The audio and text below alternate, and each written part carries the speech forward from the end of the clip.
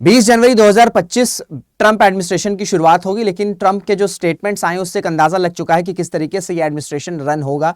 चाहे हम चाइना की बात कर लें, ट्रेड टैरिफ्स की बात करी गई है डोनाल्ड ट्रंप के थ्रू, फिर कनाडा और मेक्सिको के लिए भी ट्रेड टैरिफ्स की बात करी गई। कनाडा के लिए तो 51st स्टेट ऑफ यूएसए बन जाओ, ये स्टेटमेंट भी आया डोनाल्ड ट्रंप की साइड से। इंडिया के लिए स्टेटमेंट आया है कि रिलेशंस और ज्यादा मजबूत होंगे, लेकिन रेसिप्रोकल टैक्स का मेंशन भी किया गया है डोनाल्ड ट्रंप के द्वारा। और अब खबर यह आ रही है कि हो सकता है कि जो पाकिस्तान का डेजिग्नेशन है मेजर नॉन नेटो अलाई का, उसे हटाया जा सकता है। तो ये जो मेजर नॉन नेटो अलाई है ये क्या है और पाकिस्तान को क्यों टर्मिनेट करने की बात की जा रही है, ये सारी चीजें जो है आज हम समझने की कोशिश करेंगे। नमस्कार दोस्तों, मेरा नाम ऋषभ सिंह है, you are watching current affairs part by 247। इस तरीके की न्यूज एनालिसिस अपडेट्स आपको इस चैनल पर मिलती है, तो चैनल को सब्सक्राइब जरूर कर लीजिएगा। So the news is legislation introduce in USA house to terminate designation of Pakistan as major non NATO ally. Republican congressman है, उन्होंने ये इंट्रोड्यूस किया, जो कि आपके चेयरमैन भी हैं सब committee on crime and federal government surveillance के। इनका ये कहना है कि यूएस प्रेसिडेंट को तब तक सर्टिफिकेशन नहीं देना चाहिए जब तक पाकिस्तान जो है वो जो सेफ हेवन प्रोवाइड कर रहा है टेररिज्म को, स्पेशली जो हकानी नेटवर्क है। हकानी नेटवर्क की बात करें तो ये जो नेटवर्क है आपको अफगानिस्तान में देखने को मिल जाएगा। जब अफगानिस्तान में तालिबान ने पावर कैप्चर करी तो हकानी नेटवर्क का एक इंपॉर्टेंट रोल था तालिबान के साथ इन कैप्चरिंग दी पावर। तो यूएस के कई कांग्रेसमैन का यह कहना है कि जब तक पाकिस्तान जो है बूस्ट टेररिज्म के अगेंस्ट एक्शंस नहीं लेगा और ये जो हकानी नेटवर्क है इनको जब तक सेफ हेवन प्रोवाइड करता रहेगा तब तक जो है सर्टिफिकेशन नहीं मिलना चाहिए और तब तक के लिए डेजिग्नेशन को टर्मिनेट कर देना चाहिए। देखिए बात यह है कि अगर हम 20th सेंचुरी में चले जाएं, कोल्ड वॉर एरा के टाइम पे चले जाएं, तो यूएस और पाकिस्तान के बहुत अच्छे रिलेशंस थे। ठीक है, एक मेजर एलाई हुआ करता था पाकिस्तान यूएसए के लिए साउथ एशिया में। लेकिन जब वॉर ऑन टेररिज्म की शुरुआत हुई, ठीक है, जब 21st सेंचुरी शुरू हुई और वॉर ऑन टेररिज्म की शुरुआत हुई, तो कई सारे जो है डॉलर्स, बहुत हैवी अमाउंट में जो डॉलर्स हैं, इवन जब सोवियत अफगान वॉर चल रहा था उस दौरान भी बिलियंस ऑफ डॉलर्स जो है वो पाकिस्तान को दिए गए यूएस की तरफ से। और यूएस का ऑब्जेक्टिव ये था कि इन डॉलर से पाकिस्तान क्या करेगा, पाकिस्तान जो टेररिज्म है या जो तालिबान है, अलकायदा है, हकानी नेटवर्क्स है, इनके अगेंस्ट जो है वो काम करेगा और इन सबको पिन डाउन कर देगा। लेकिन ऐसा हुआ नहीं। पाकिस्तान ने यूएस से डॉलर्स भी लिए, ठीक है, यूएस से डॉलर्स लिए किस वजह से कि हम इन टेरर ग्रुप को खत्म कर देंगे। लेकिन यूएस से डॉलर लेकर इन टेरर ग्रुप्स को खत्म भी नहीं किया बल्कि इनको बूस्ट किया।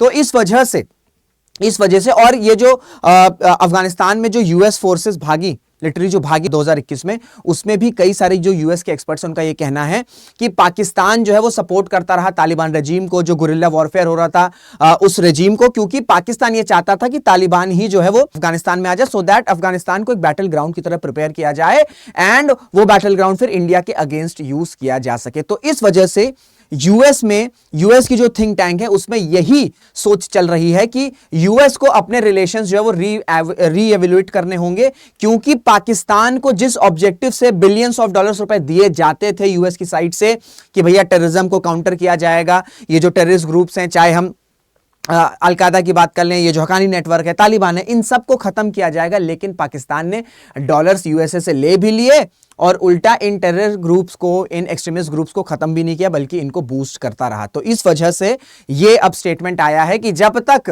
पाकिस्तान जो है इन एक्सट्रीमिस्ट ग्रुप, इन टेरर ग्रुप्स के अगेंस्ट एक्शंस नहीं लेगा, तब तक जो मेजर नॉन नेटो अलाई है ये सर्टिफिकेशन पाकिस्तान को नहीं मिलना चाहिए। क्लियर हो गया?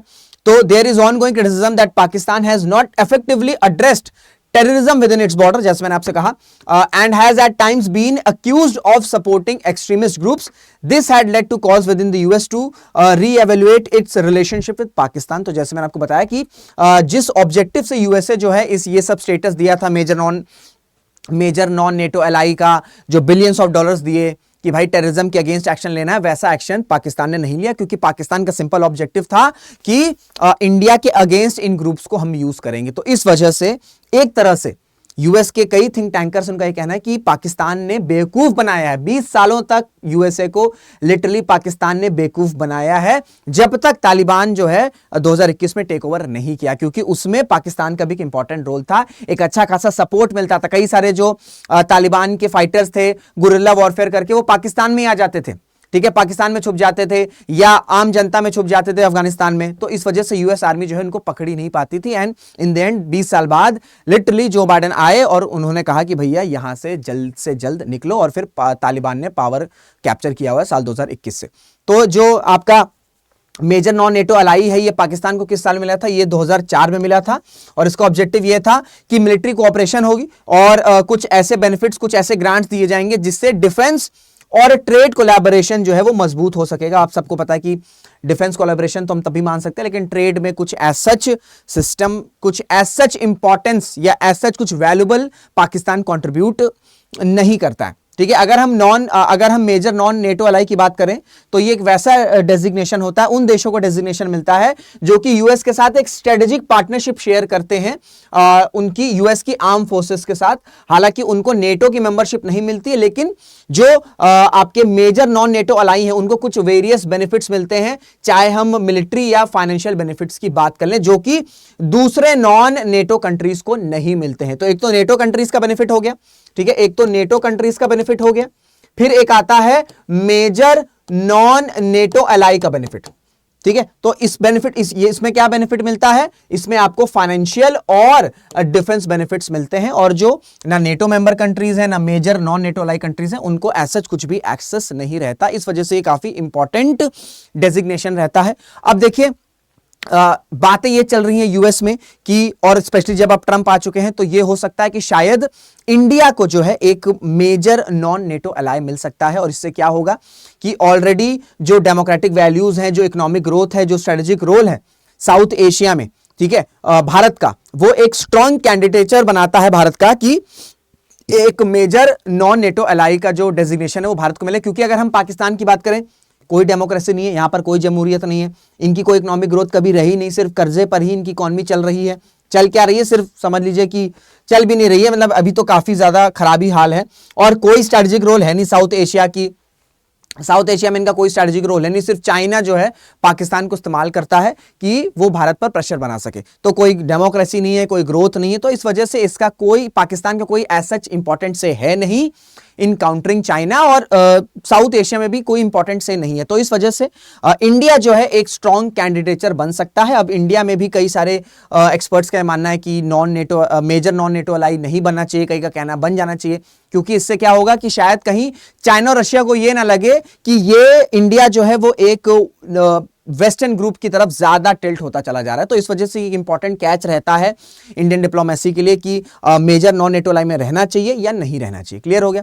तो ये मेजर नॉन नेटो अलाई क्या होता है ये मैं आपको ऑलरेडी बता चुका हूं कि जो भी ऐसे देशों को मिलता है जो एक स्ट्रेटेजिक रिलेशनशिप मेंटेन करते हैं यूएस के साथ नेटो मेंबर कंट्रीज के अलावा। अब अगर हम major non NATO allies countries की बात करें तो कुल मिला के आपको जून 2024 तक 20 कंट्रीज देखने को मिल जाएंगी, चाहे ऑस्ट्रेलिया हो, Egypt, Israel, Japan, South Korea, Jordan, New Zealand, Argentina, Bahrain, Philippines हो गया, Thailand, Kuwait, Morocco, Pakistan, Tunisia, Brazil, Qatar, Colombia and Kenya. और ये इंपॉर्टेंट बात है कि साउथ एशिया में पाकिस्तान एक वो देश है जिसको मेजर नॉन नेटो अलाई मिला है। तो इससे आप समझ सकते हैं कि 20th सेंचुरी में कितना इंपॉर्टेंट रोल था यूएस और पाकिस्तान का, कितना इंपॉर्टेंट अलाय था। वो बाद में चीजें जो है यूएस की साइड से बदली हैं क्योंकि भारत में वो इकोनॉमिक ग्रोथ आई है, भारत में एक स्टेबिलिटी आई है, प्लस भारत एक कॉम्पिटिटर की तरह आया है चाइना के अगेंस्ट, ठीक है, या चाइना को काउंटर करने के लिए। और अगर चाइना की इस तरीके की राइज नहीं रहती तो शायद यूएसए और जो दूसरी फॉरेन कंट्रीज हैं या वेस्टर्न कंट्रीज हैं वो उस तरीके से इंडिया को बैक नहीं करती। इससे आप अंदाजा लगा सकते हैं कि साउथ एशिया में सिर्फ पाकिस्तान के पास है मेजर नॉन नेटो अलाई। फिर अफगानिस्तान के पास भी था, लेकिन अफगानिस्तान में जब तालिबान के पास पावर आई तो वो 2022 में उसे हटा दिया गया। और अभी जो लेटेस्ट हुआ था 2024 में केनिया को जो है वो प्रेसिडेंट जो बाइडेन ने मेजर नॉन नेटो अलाई की कंट्री का डेजिग्नेशन दिया। तो ये पूरी की पूरी खबर है। बाकी आपकी क्या राय है? आपको लगता है कि अगर पाकिस्तान से मेजर नॉन नेटो अलाई का डेजिग्नेशन हटता है तो क्या भारत को इस डेजिग्नेशन की तरफ पिच करना चाहिए? आपको लगता है कि नहीं, हम एक नॉन अलाइन कंट्री हैं और हमें इस तरीके की जिसमें नेटो जैसे टर्म्स आ रहे हैं उस ग्रुप का, या नॉन नेटो ही है उस ग्रुप का पार्ट नहीं होना चाहिए? अपनी राय कमेंट बॉक्स में जरूर से बताइएगा। तो इस वीडियो में यहीं तक। आई होप आपको वीडियो अच्छा लगा होगा। अगर अच्छा लगा तो लाइक जरूर करेगा, शेयर जरूर करेगा एंड कॉमेंट भी जरूर से करिएगा। तो इस वीडियो को यहीं पे एंड करते हैं, मुलाकात करेंगे आपसे अगले वीडियो में। जय हिंद, जय भारत।